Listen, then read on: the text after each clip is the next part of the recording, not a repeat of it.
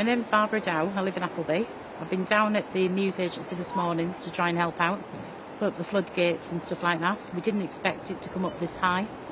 It was told it would be about a foot high, but I believe it's higher than that now. And I don't think it's at its peak yet. So obviously people are quite worried again that the electric's going to go off, etc., etc., and the houses are going to be flooded.